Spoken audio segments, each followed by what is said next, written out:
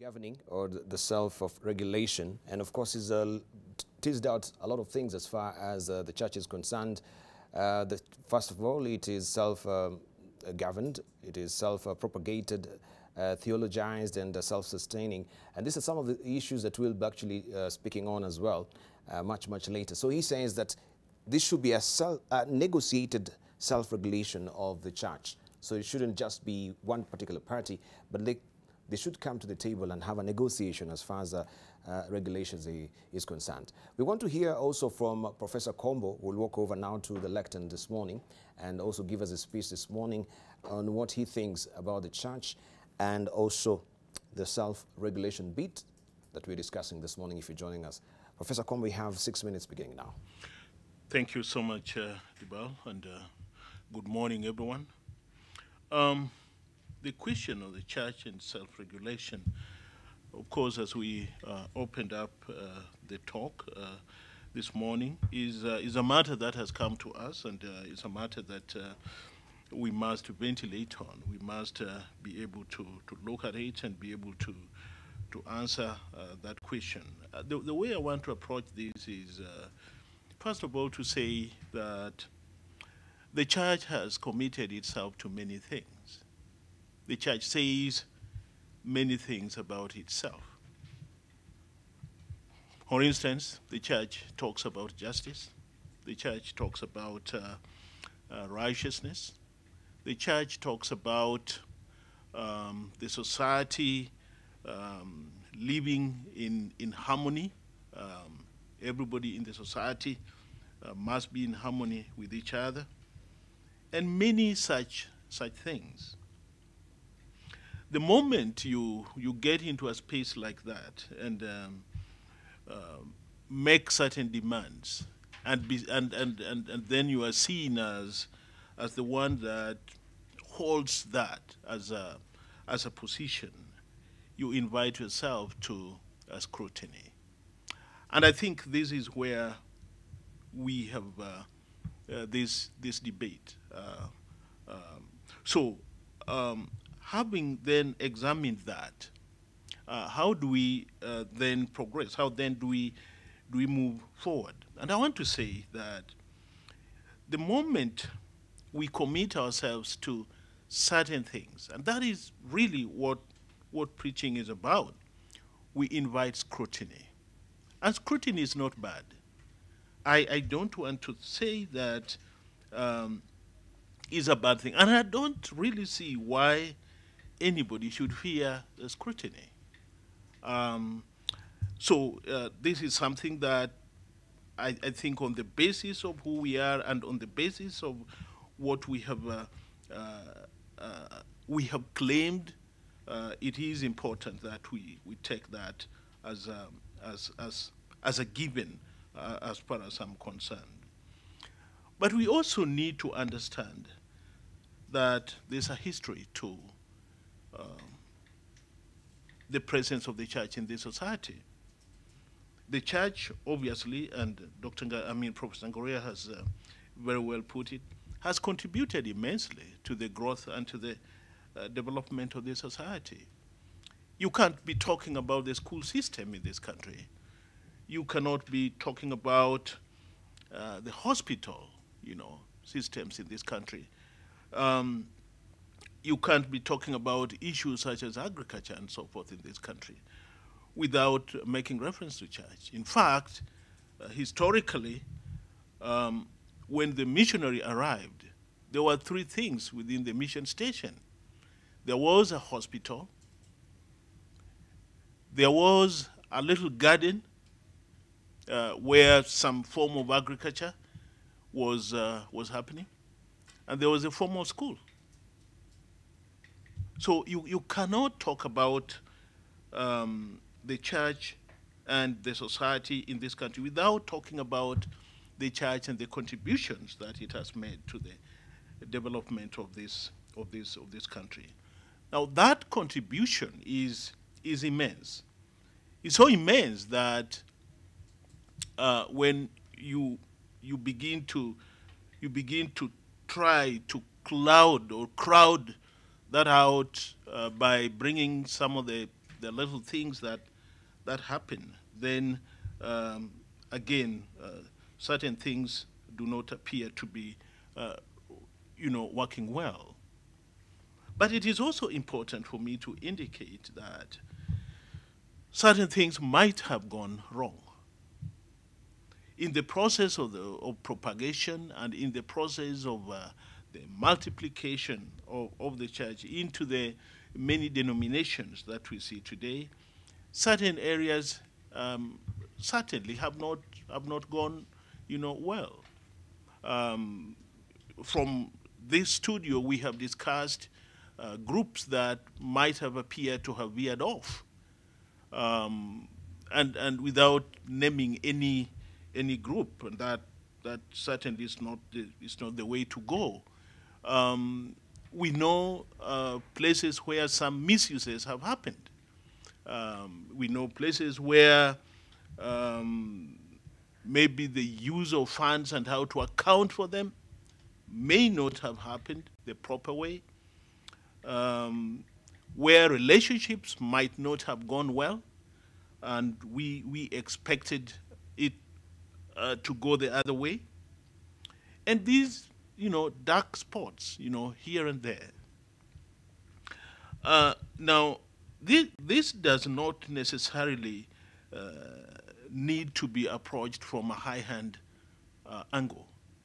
I think this needs to be approached from the place of individual responsibilities on these registered organizations. Because if by any chance there's a group, there's a church group that is functioning in the country without registration and all that, then it's upon the government system to be able to put up processes and structures that would track groups like that down and work with them towards registration and so forth. But to put together a whole process of reworking all these things because you have 2 or 3 groups that might not have worked well is actually to be able to be, is actually to be, heavy-handed.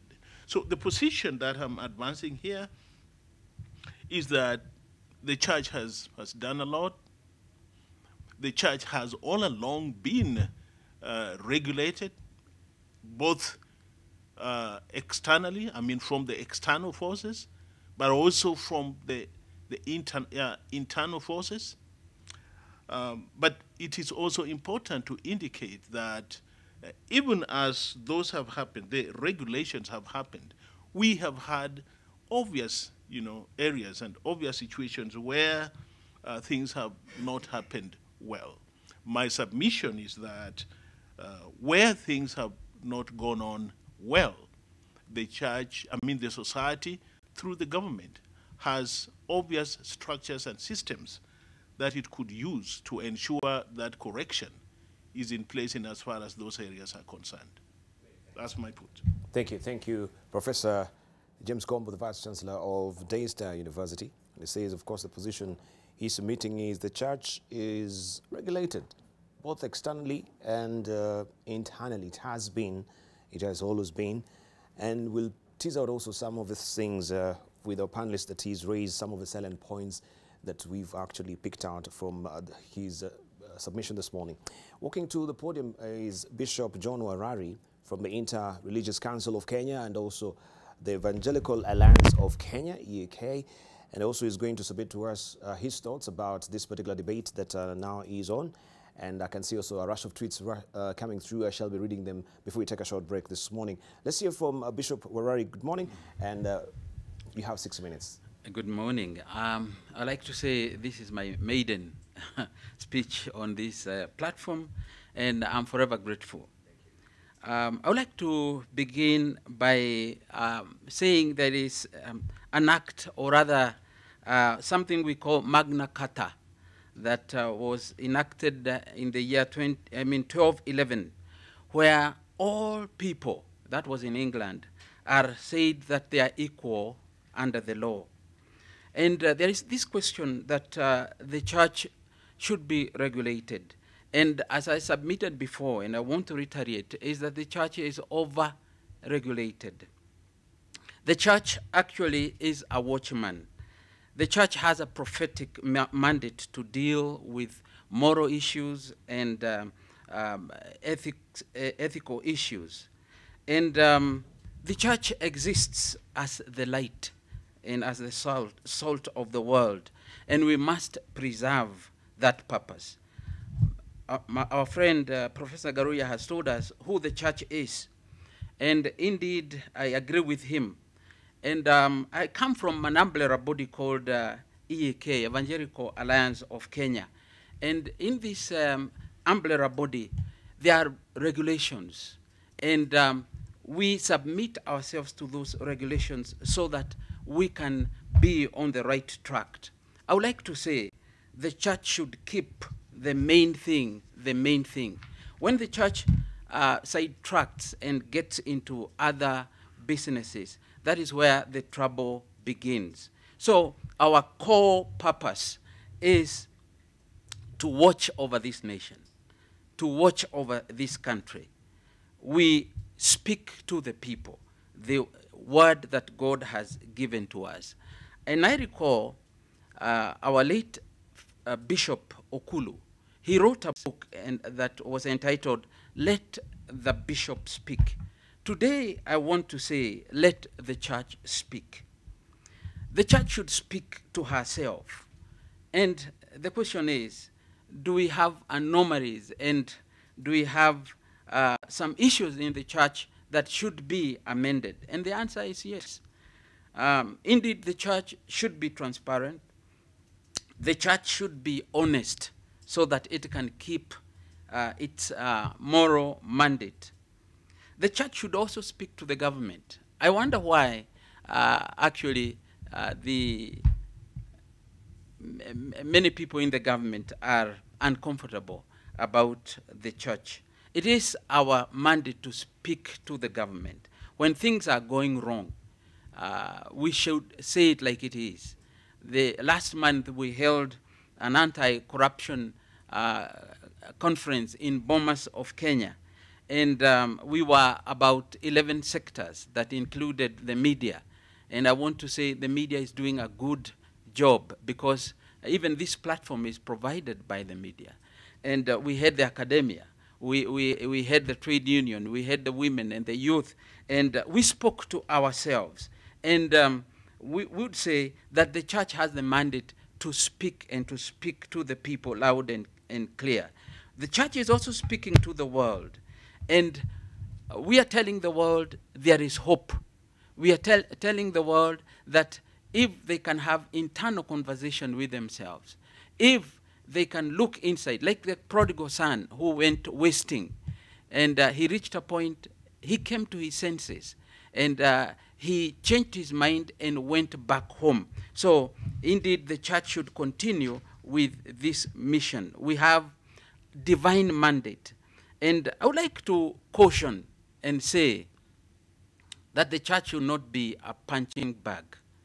The Bible says, touch not my anointed, do my prophet no harm. Even when we are scrutinizing the church, we should approach the church with reverence because they are God's tool into this world. I would like also to say that as we think about regulations, we should not have these regulations as punitive. We should work together. The Bible says clearly, let us come and reason together. If there be a matter, if there be one or two rotten apples in the bag, we cannot say that the church wholesale should be punished. So we are having a process as the church of self-cleaning. And I think this nation should be patient with the church. What we have in this nation is that as a whole, when we looked at the issue of corruption, we discovered it has permeated all the sectors. And we felt we should be easy on ourselves. We should look at where the snake is and go for the snake. We should not be out for what we call blame game, pointing fingers. The Bible clearly says that we should look at the log in our eye before we look at the speck in our neighbor. I would like to conclude in saying we have more than enough regulations.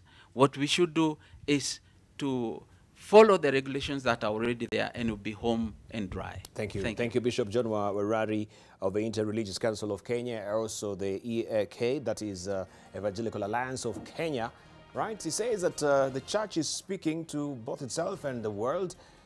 The question is, what is the narrative that is telling the world as well? And what is the world telling the church?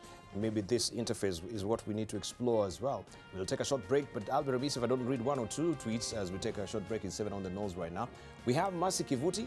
She's saying it should happen very soon. That is the self-regulation. Also, we have Situma here. That is going to try and get it clear. We have Laudo Soliliquai. Loud Sololiquai saying, yeah, of course, it will help maintain the integrity in the church because churches haven't been able to regulate themselves to avoid shepherds who feast on the herd in different ways. Also, we do have Chris Lebo saying they should not only be regulated, but many of them be banned. Some even claim they've resurrected the dead. That is Chris Lebo. His sentiments there. We have Richard Nyawila Okata saying the mainstream churches should be left alone, but the upcoming ones should, because they are the ones coming up with mysteries and questionable acts and doctrines. Also, we have John. Where is John? He says no. Yeah, him is very pointed. Also, we have Moses saying, long overdue. This is Moses Giduga. Long overdue preaching in this Kenya, preaching in this Kenya has turned to be a modern conmanship. Also, we have Robert Osigwari saying, yes, so much cause conmen have turned churches into economic activity. In fact, it should be done Rwanda way. In Rwanda also, they actually put some of the churches through the grid and re-registered afresh many of the churches. We have also Charles Mutai Kenduya saying, now that churches have turned into business entities, they ought to be regulated just as any other business. And we have Paul Oteno Onyango saying, good morning, Debarl. As a Catholic priest, my take is simple. Yes, religion has been commercialized through the rhetoric of the gospel of prosperity, and the problem seems to be compounded in the upcoming churches other than the old religions. That is what Paul Oteno is saying. And we can lastly also read from Gidua Wakoine saying, watching from Bahati, Nairobi, we really do appreciate you this morning. And also it's my brother saying, I'm watching from Busia. Busia is watching. Where are you watching from? Also let me know. Thank you for your sentiment. We take a short break. Your sentiments, we take a short break right now. When we circle back, we continue with the discussion. We'll hear from Reverend Geoffrey Jenga, who is a professional accredited mediator and a clergy at the All Saints Cathedral as well. So don't go away. Much more coming up.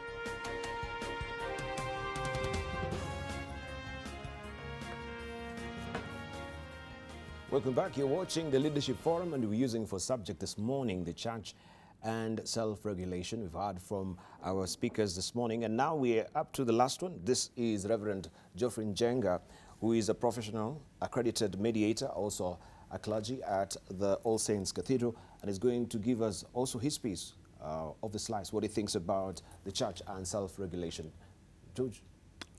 Geoffrey, I should say. Good morning. Good morning. You have 6 minutes beginning now. Good morning, and thank you for having me. I think it has been said that the church has done a lot of good things in this country. Nobody can contradict that because it is true. The church has done many, many good things. However, the question the church ought to be asking itself, why then does anybody think that the church ought to be regulated? And the simple answer, and it has come over the break as we read the reaction from the people, Kenyans know that something has gone wrong. And I think it would be not very wise for the church to hide behind the pillars of the cathedral and wherever else we are and say we are okay, because Kenyans know we are not okay and something needs to be done. Now, if we don't do it, of course, we are going to lose that legitimacy that we know we do have. Now, on the question of regulate or not regulate, I am for self-regulation. I would propose self-regulation. I believe it's the best option, and the reason for that is because self-regulation comes from the heart. I should also say this, there's nothing new about rules. The church is actually about rules. And we shouldn't therefore get agitated or get excited if somebody says that we need to have rules, because every organized church has rules. And the question is, are we following them? You see, without rules, people tend to extreme behavior. And people need to be brought together to understand that rules is part of human life. And we need to have that. Even in the ideal situation, which was the Garden of Eden, there was also, don't do this, and you can do this. And you know, obviously, left on her own, Eve and her husband tended to do the wrong things. The church is the heart of the nation. And I beg to differ that we should therefore, or we should treat the church gently. I don't think we should. Because if we treat the church gently and it veers off, as it has done by and large, I think we'll be losing what is called, the nation will lose the moral compass.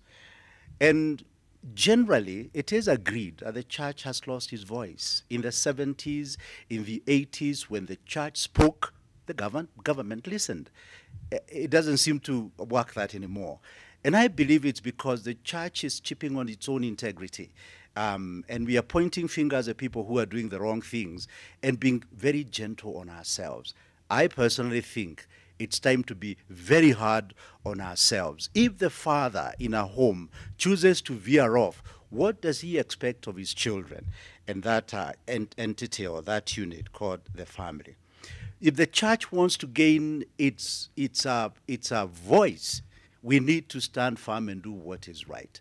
How that happens can be debated, but it needs to be done. And people need to understand there's no difference between those who are thieving in the name of the government and those who are stealing in the name of the church. If we are going to point fingers at anybody, we better point a stronger finger on ourselves. In any case, they say if you point one finger at someone, 3 of them are pointing back to you.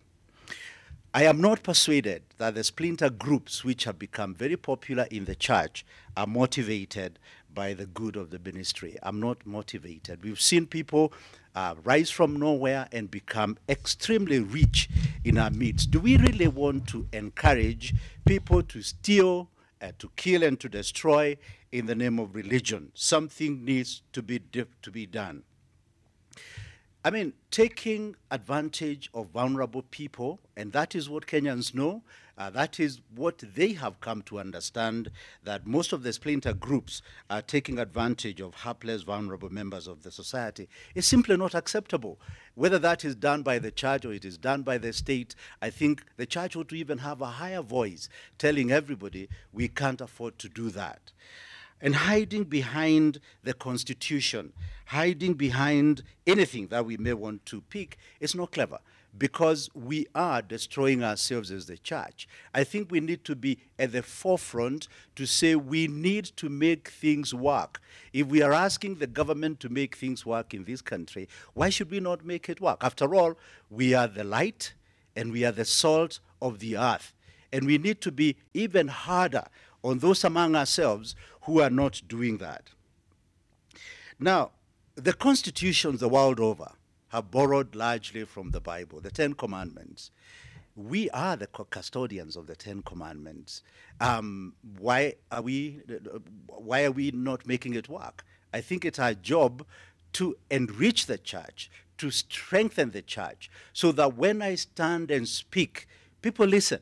But if they do have questions about my integrity, if they have questions about me and the way I'm doing things, where do I get the moral ground? Where do I get the moral standing to then be able to claim to be the salt of the earth? So let's not hide ourselves behind anything. Let's agree things are not working. At least Kenyans know. We may not know, we may not even want to accept it, but the man in the street, the woman in the street doesn't want to know about what we have done or what we have not done. They know that things are not working and they ought to be working. And that is not meant to be a global condemnation. I said at the beginning, good things are happening, but then good things did happen, and they ought to continue happening so that we do have a strong society. Now, I'm therefore looking for what?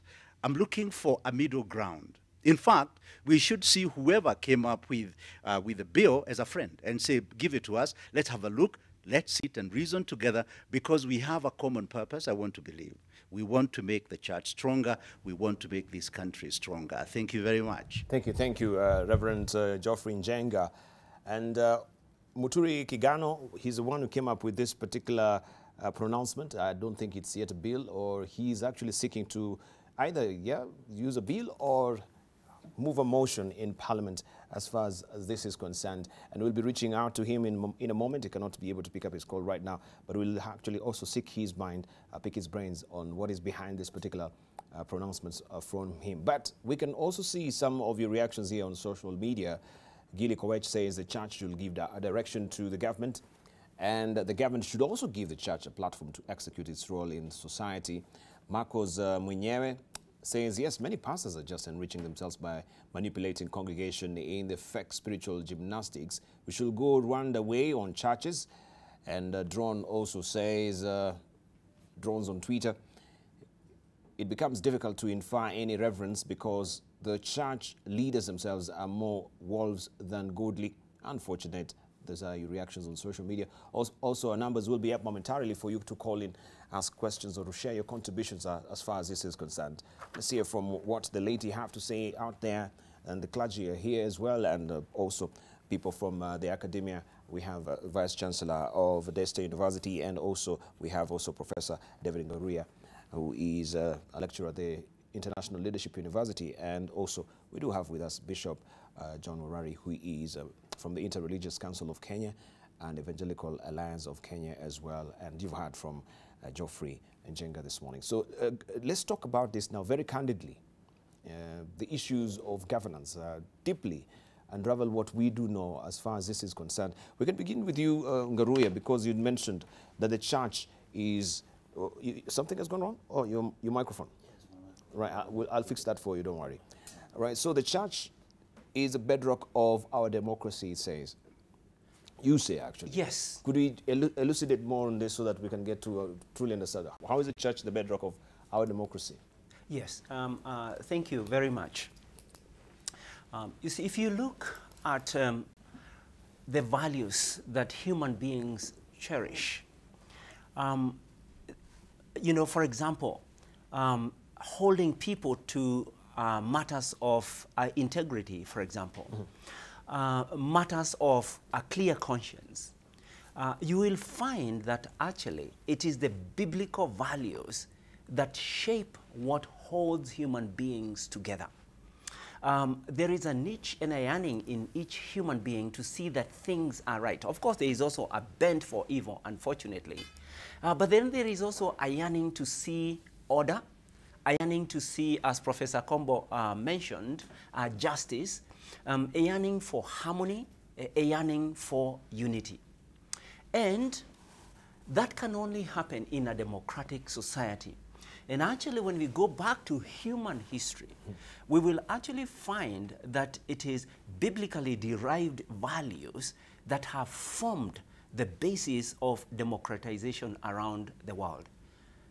It is actually the church that is the bedrock of society. But as I say that, it's also because the church has also gone through very difficult times in its history. There was a time a lot of heresies surrounded the church, and they're there in the open. There were heresies on what it meant to belong to God. And people would actually pay a price. They would pay for indulgences so that they could be identified with the family of God. That's a church heresy. And it's been dealt with. And so we can actually draw a lot. And it is actually those lessons that led to the formation of democratic societies. What we have forgotten right now is that the church in Africa, particularly the church in Kenya, is the envy of the world. And the place we are finding ourselves struggling and we are addressing right now is a place that the church has taken centuries to address. And so we do have a golden opportunity, and this is the aspect of self-theologizing. I liked what the bishop said at the beginning, because he said the society is, society is dynamic. And what that means is that there are issues today that the church yesterday did not face. There are issues we are looking at. The young people are raising questions of what does it mean to be a good leader today? Where does the model of leadership, where does my model of leadership come from? What does good sound worship like? What is wholesome music? These questions have been asked in the past, but as the society needs today, the church needs to address those things so that it can be relevant, but relevant anchored on values of a democratic society. And so there's a sense in which we forget that our democracy and the church are linked. But let's remember that the church is the mother itself of the very democracy that we enjoy. Yeah, but if the church be the epitome then of democracy, how come we see, especially most of our churches today, they take some of the issues to court, right? Because they cannot see eye to eye. And I think even from the Bible, it is recommended that first you solve the issue in-house before you even go to the heathens and the courts, so to speak, as they put it in the Bible. Maybe you can clarify on this, the epitome of democracy, yet we don't see democracy in churches. We say the church should be the epitome of leadership, yet we've seen some of the great leaders have failed dismally when it comes to leadership. We can even remember now, or even recently, what has happened to the global summit leadership. The person who came up with this particular vision that we normally have this global leadership summit, this is Willow Creek's pastor, Bill Hybels, right? After so many years of actually being the icon of coming up with the church structures and coming up with the, how you can church governance, he fell, from that pedestal, and because of moral failure as well. We're grappling, and this is what Njenga is saying, that we have a problem. And let's admit that as a church, we do have a problem, and we should not just be putting this veneer, but where is this problem emanating from? He says I have news for us. we should be very hard on ourselves, right? Yes, hold on to that news. be. Hold on to that news. Let's hear from Professor Kombo. Okay. Thank you. I think Professor Ngaruya has mentioned a very important thing, and he has anchored his contribution on the idea of democracy, and of course, as you're regulating the talk, this came up. You cannot talk about democracy without thinking Christianity. If you are to look at the history of the United States of America, for instance, the foundations of that Constitution were not just Christian, but very evangelical in terms of its orientation and focus. Even the very progressive constitution of South Africa was quite derived from scripture and the scriptural principles in a lot of areas.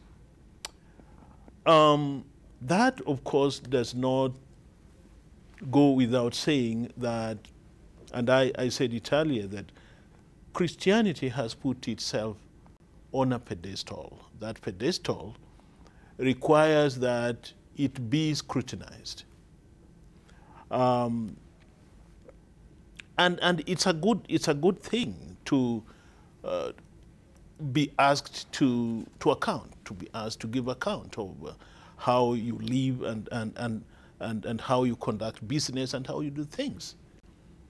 Now, and it is good for us because with proper scrutiny, then we are being asked nothing strange. We are being asked to do just what the Bible mandates us to do, just what the Bible asks us to do. Right now, in terms of demographics, yes, Christianity, we are told, has become a major religion in the southern part of the world.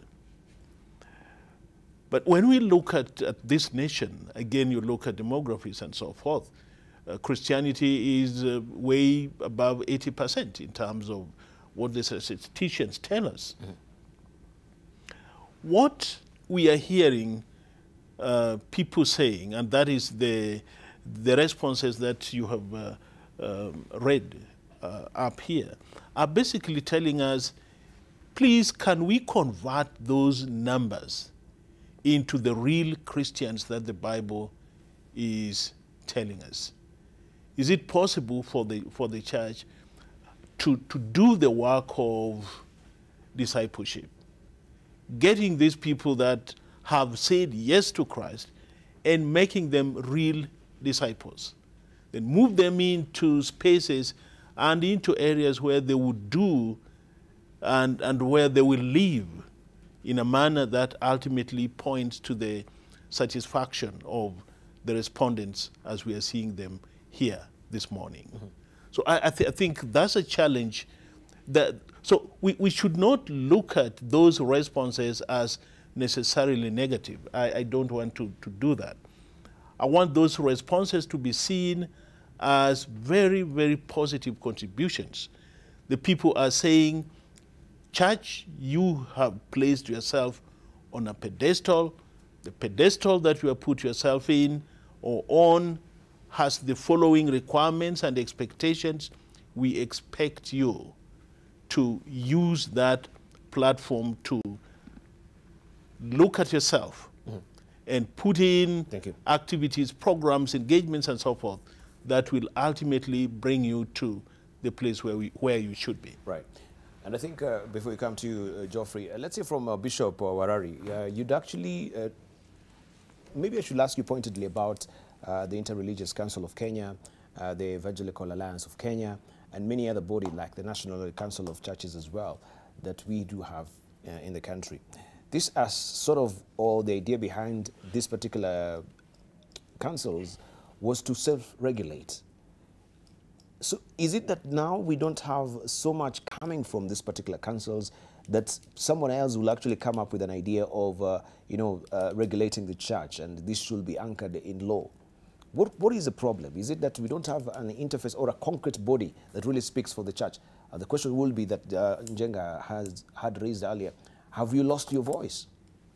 Thank you, Debarl. I want to start by saying we have not lost our voice. We are speaking. We have been speaking. Right now, there is a technical working group in Ufungamano. Yes. And I'm a member. And on Monday, we shall meet with the senior religious leaders of these formations in the same place, Ufungamano.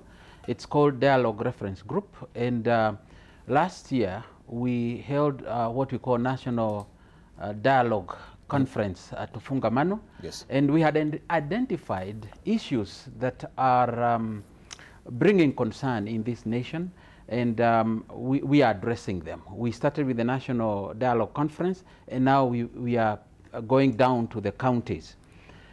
Has the umbrella bodies failed in their mandate? The answer is no.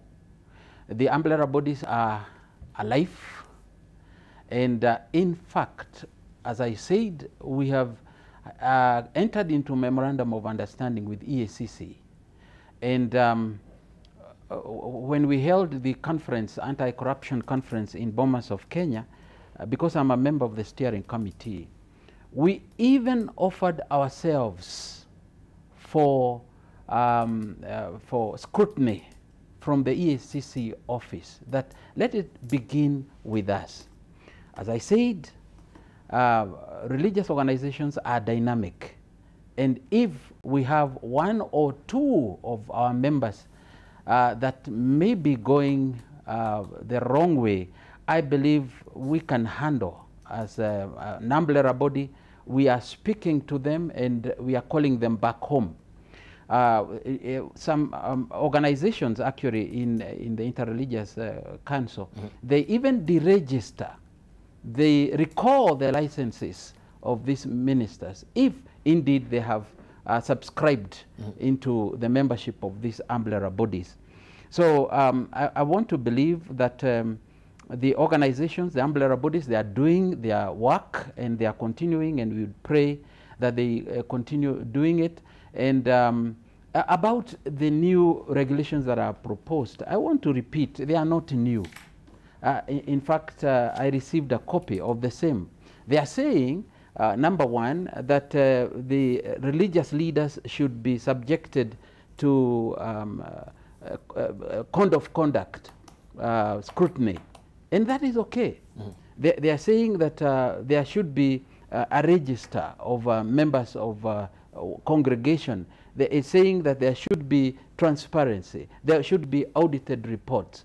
And that has been happening. So there is nothing new. But why I said we should not be hard and we should not be punitive to the religious organizations is because this is a family. And if something is wrong with a member of the family, we don't deject that person. We discipline them and we show them the way lovingly. And that is what they should be. And so, Debarl, I believe the umbrella bodies, NCCK, and we've worked so very closely with NCCK.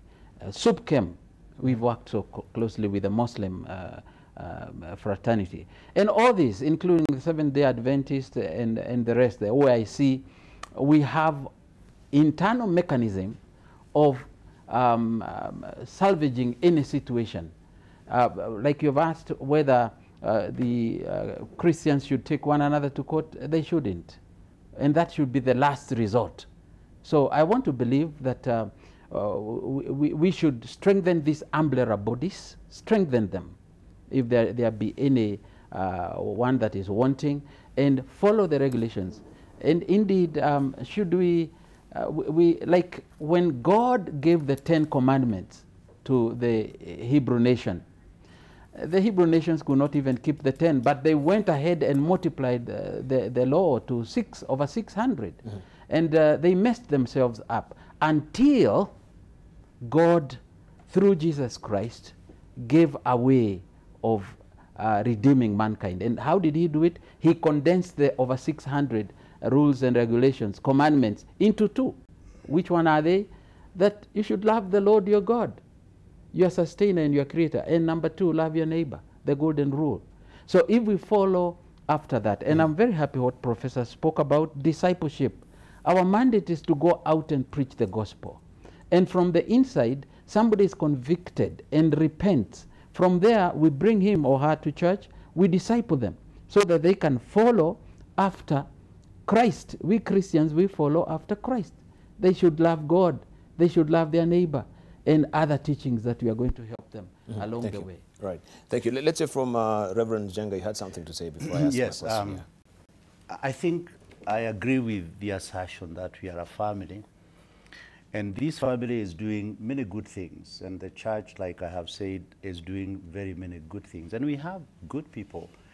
But the church is not being wrecked by those who are doing the right things, and that should not be gainsaid that we have good people, because that's true. The church is being destroyed by those who are doing the wrong things, and we need to do something about that. You know, if in this family we allow people to run away, splinter groups, and begin to do everything they want to do out there, we lose control of those people. So much as we want to do the right thing, we have people there who are doing the wrong things. You see, the ministry of Jesus Christ, the public ministry of Jesus Christ here on earth, focused very sharply on religious leaders. And he was not soft on them at all, and for good reason. They were representing the kingdom, but in the wrong way. And he did not mince words. He called them hypocrites. He called them brood of vipers. He called them all manner of things. And the reason is simply the ministry was in their hands. The discipleship we are talking about, they were supposed to be doing that. Being the salt and the light of the world, they are supposed to do that. So he was actually ruthless. And I think, much as I do not want to insist that that the church hits, the state hits the church unfairly, I think there is room for saying, you did well, we want you to do better, and we want you to move on better ground. You know, discipleship, which to me is the heart of the ministry, is not about democracy. Discipleship is about one person who decides to be different and help others. And the ministry is really not about democracy. The ministry is about discipleship. The ministry is not about elections. The ministry is about discipleship. And if you look right from the 12 that Jesus Christ brought on board, Jethro and Moses and Paul and Timothy and all those people, leaders were discipled to take over leadership. If we push the democracy thing, we lose the heart of the ministry. I'm not saying we shouldn't be democratic, but we need to be careful about that. So what is the church looking for? The church is looking for that one person who will do the right things. Now, the other thing that we need to realize, which I believe the President of the Republic of Kenya has realized, is that Kenyans are impatient with things going the wrong way. And for a long time, we have talked about corruption. I can see him in the forefront, and I commend him for discovering that Kenyans are impatient. Kenyans are impatient with the church for continuing to do whatever it is that they are doing and going the wrong way, because they are watching.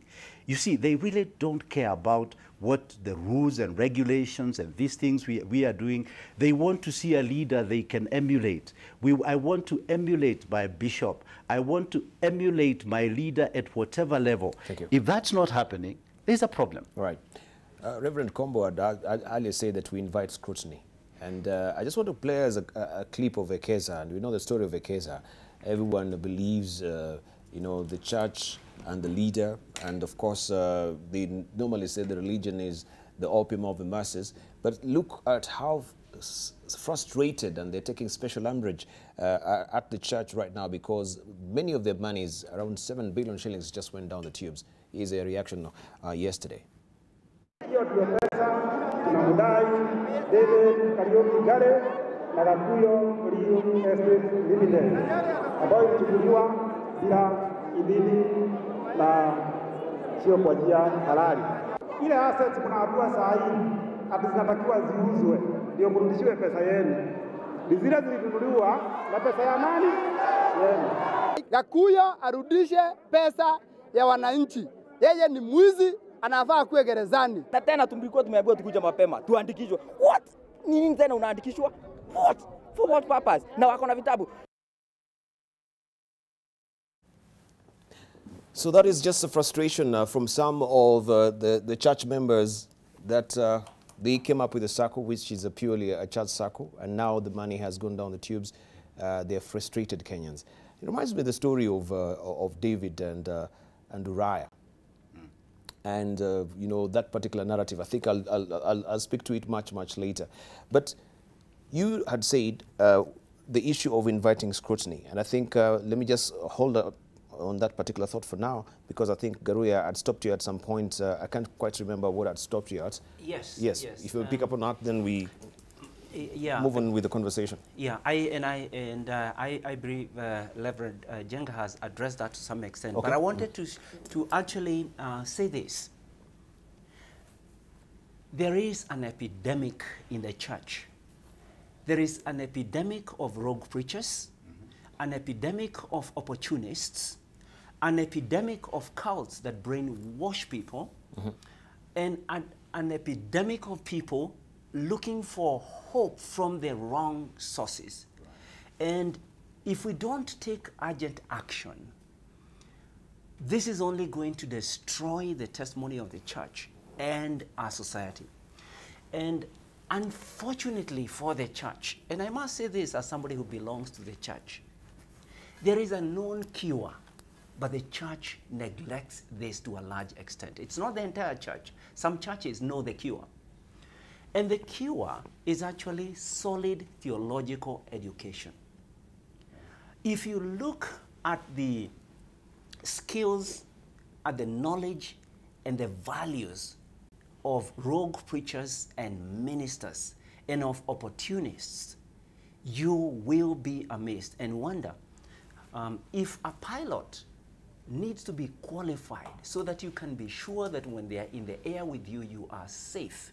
If a driver needs to be licensed so that you know when they are on the road, you're safe with them.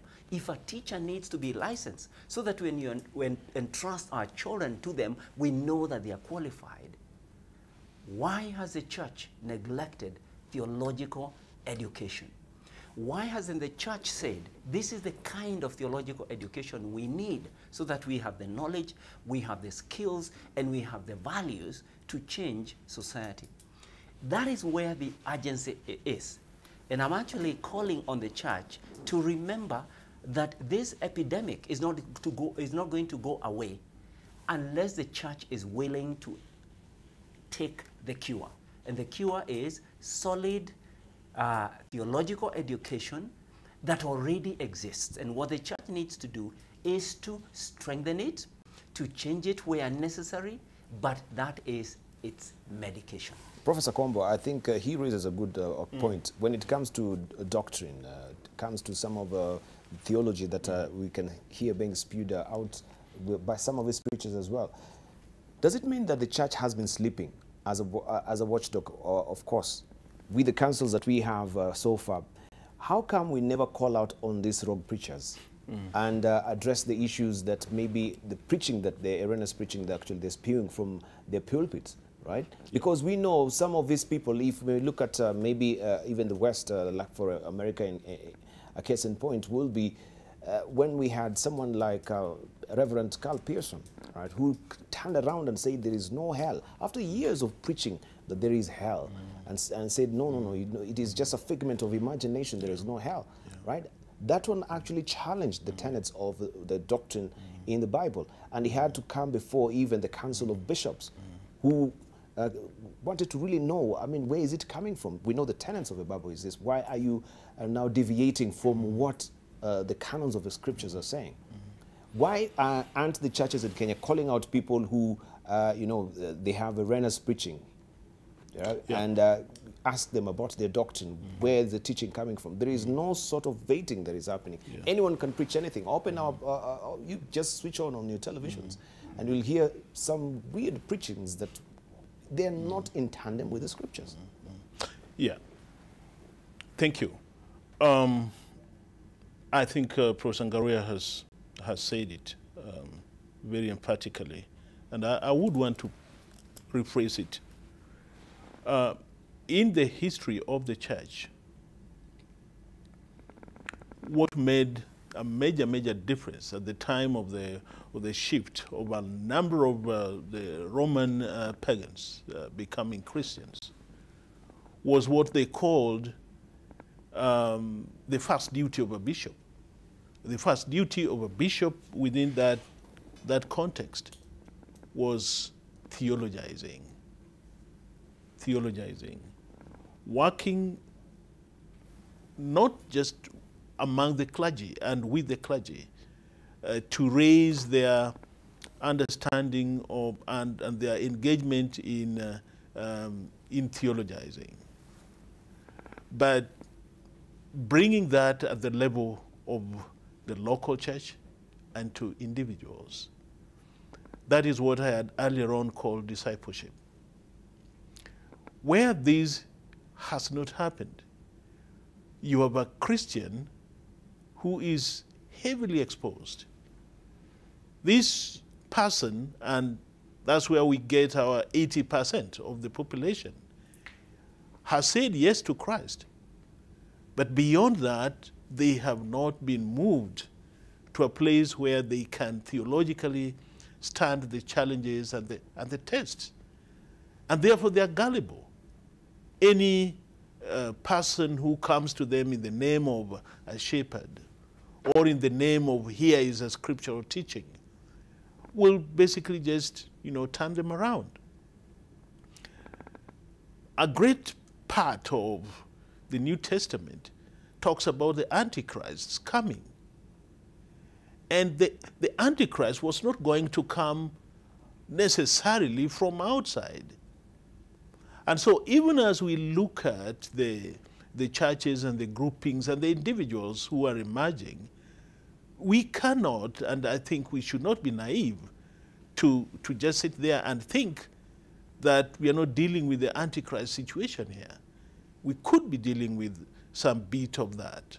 And so we need to not only watch our backs and call out, we need to go back and be able to think very, very strategically and seriously about theology.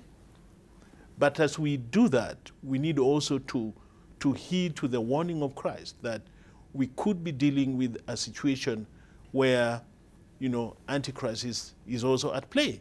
Now, if you look at 01, you would recall this group in Uganda. I think it is somewhere within the central part of Uganda, where hundreds of people were burnt to death because a group that was calling itself Christian had told them to sell their land, had told them to bring all the money to the leaders, had told them of a day when they would go to heaven in a chariot of fire, and that all of them would actually go to heaven on that material day. And of course, on that day, we had over 100 people losing their lives to fire because of people who had calculated and did everything in place to rob these people of their land, of their money and everything, and eventually, kill them in that manner. Up to today, it is not known where the leaders of that group went. Whether they also perished in that fire or not, nobody knows. Now, were these people out there with the message? Yes, they were out there with the message. What message were they out there with? I think that is what this scrutiny is about. We could be having groups of people in our midst calling themselves ministers, but they are actually wolves in a sheepskin. All right. So and that is something we need to watch. So many people are saying, should we go the Rwandan way, where many of these churches were vetted, and some of them are not really found to be, credible, and they were deregistered? Do you think the government should take that measure? Should we wait for the government to actually come and intervene and vet the churches? I think that is what I was calling scrutiny. And there's no reason why anybody should fear it. You invite scrutiny? Yes. Okay. There's no reason why you should fear it. Let's hear from a bishop. I'd like to agree with my professor here and Professor Ngaruya. He said that the answer is in theology, in training our people, because we are entrusting them with lives.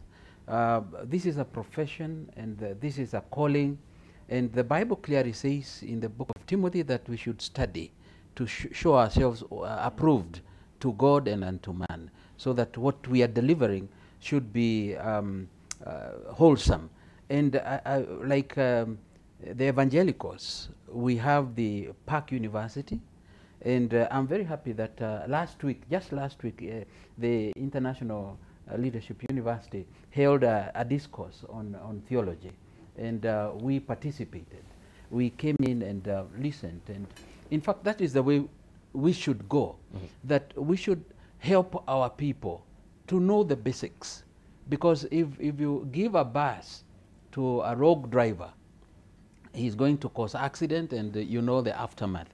But yet, Debarl, my problem here is we have learned people who are evil. For example, we have lawyers who are very well trained, and they are rogue. So even as we are thinking about training our people, we should work with them closely. And that is why I still emphasize that the umbrella bodies should be empowered so that they can recall, even recommend the registration of any wayward preacher. It's unfortunate that, like my good professor has mentioned, that we are living in the last days, and there is the issue of the Antichrist. Has he already come in? Is he in the sheep's cloth? Is he among the preachers that we are seeing in the streets and all that? One time, Debarl, I had a problem with the police. I was arrested and taken to the very highest office, to a police commissioner. And he told me that in my congregation there are evil people, and while the police are following after these thieves, they would shoot innocent Kenyans. And I told the commissioner that we are actually doing the same job like he is doing. The difference is he is running after the thieves with a gun, and if he shoots, the culprit dies, and I'm running after the thief with the Bible and with the gospel, which is the power of God unto salvation to everyone who would believe. So when I shoot a thug, instead of his dying, he will live with the gospel of our Lord Jesus Christ. So there is the power of the gospel, and we should train our people from the word God, just like you are seated here, Debarl, because you are a seasoned journalist. You did not come to this office without papers, and for that, congratulations. The same, we should encourage our people to go to school.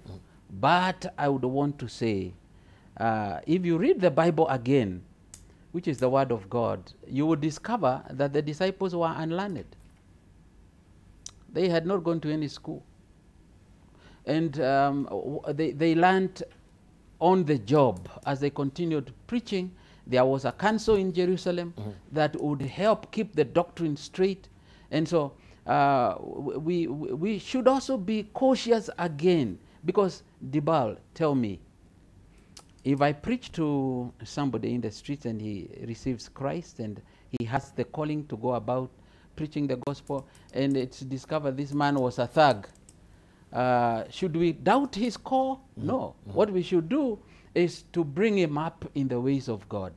Paul was actually a murderer when he was called Saul.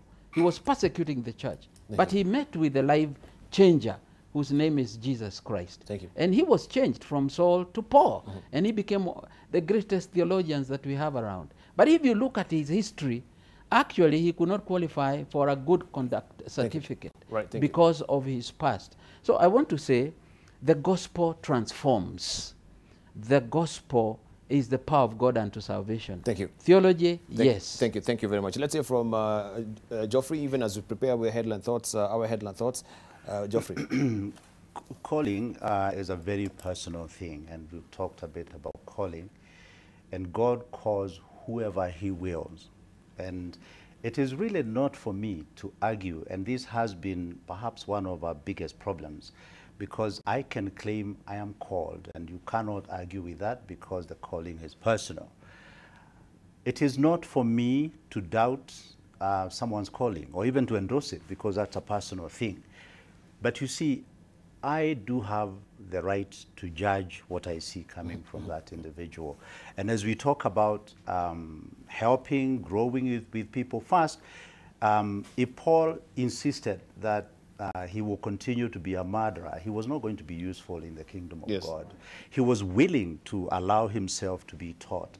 The 12 disciples were not learned, but they allowed themselves to sit at the feet of Jesus for 3 years. Do we have people who simply say they are called and they want to simply have a blank check to go there and mess the work of Jesus Christ here on earth? I think that while we may not doubt the calling, or we are not necessarily judging the calling, we should be able to scrutinize the fruits and have a system that tells someone this is not the fruit of the calling that you claim to be. Now, I like the fact that we are saying we need proficient people to run the church, and that's a given. If I start a business today, I'm not going to look for a failure somewhere who was not able to do anything with their life. I'll look for someone who is very well trained, someone who can do the work that needs to be done. I think it is not very clever, and it is not very wise for the church to then be a place where anybody who has failed everywhere comes, and that has, it was brought to my attention at some point. Someone walked into my office and told me, I have failed in everything. I failed my O-level, I have failed my A-level. I believe God is calling me into the ministry. And I told him, please don't touch it. If you have failed in everything, be very careful to tell anybody that he's calling you into this now because you have failed. God wants people who are proficient. We are entrusted with the souls of human beings.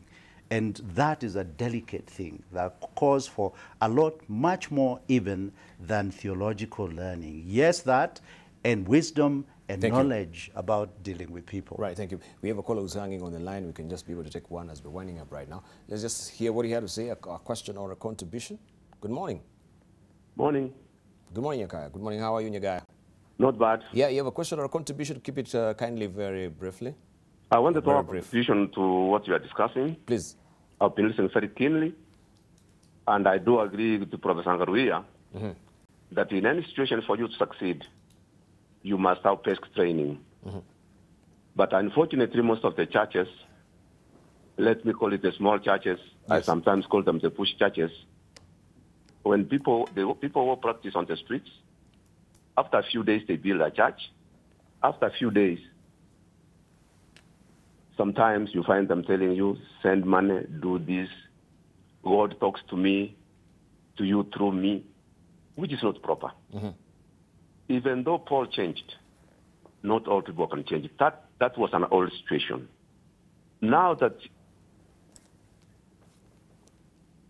the schools are there and the institutions are there, churches must make institutions where people could be trained to have the basic knowledge of how to preach, so that they can know how to translate the Bible. Thank you. That's what I was trying to. Thank you, Nyagaya. Thank you for that comment. And of course, also our closing remarks from Professor David Ngaruia. 20 seconds, actually. Okay. The church is the custodian of human conscience. And right now, the world is looking at Africa and our country, Kenya, because Christian values have been embraced. Yes, we have our problems, we have our weaknesses, but let's remember that the center of gravity of human conscience has moved to our region, and the world is looking to us. And I'm inviting the church to strengthen theological education in this country and in the continent of Africa in shaping that human conscience. And as a result, we will have a better society. Thank you, Ngaruia. Let's hear from Professor Kombo. Briefly, 20 seconds. Going back to where we started, should we self-regulate, or should some regulator from outside come and work with us? I think both. We need both. As I have said right from the start, that the moment we go public, we subject ourselves to external scrutiny as well as internal, and this is part of it. Yes, Christianity is about instructions. And because Christianity is about instructions, you look at Paul. Paul did 13 letters. The others, maybe one or two, But as that happened, you can ask anyone. Thank you. Who was Paul? Thank you. Let's leave it at that. 20 seconds are over. Let's hear from Bishop John Warari, briefly. Yeah, 20 seconds. I won't believe that there should be a lot of discussion before we come up with rules and regulations. Let it be between whoever is setting these rules and the church. The church should not be left behind. Secondly, I've heard Mr. Nagaya speak about small churches and bush churches. Jesus also started very small, with a very few people. Thank you. And we are what we are through small churches. And then finally, the Barclays Bank began from a pastor's house, Pastor Barclays. What we have today as a Barclays Bank was something that was started small, and it grew as it was regulated, and it was helped to grow. Thank the you. Same. Finally, Geoffrey. I think we've done well as a church. What I would want to advise against is us getting too excited because someone has said we need to be regulated. I think we need to see ourselves as co-laborers and pick whatever is there. If it enriches the church, so be it. So we ought not to be agitated and scream at each other. Let's come and reason together. Thank you. Let's come and reason together, and that's what we've been doing this morning. Thank you, Reverend Geoffrey Njenga, who is a professional accredited mediator, also Bishop John Warari, who is from the international, or that is the Interreligious Council of Kenya, I should say, and Evangelical Alliance of Kenya, EAK. We want to thank you also, Professor James Kwambo, who is the Vice Chancellor of Daystar University, and also Professor David Ngaruya, who is a lecturer at the International Leadership University. We really do appreciate your input this morning. Just one or two tweets as we are winding up. We have Shadrach Musau saying, let me refresh your memory, sir. If you really know anything about the good book, these days were predicting to have to pass before the second coming. My tech teach folks how to learn and be knowledgeable to avoid being duped. We have also Daniel saying the government should do more than just registration. There was a legislation that was being prepared by the AG. What happened to it? Maybe it's time we have it in place. And finally, I think we need to understand that priesthood or pastorhood is a call from God, hence can never be a profession like any other. It is all labor discipleship. In this sense, it will be quite difficult for the state to control the churches. Thank you for your tweets. Many of them are coming through.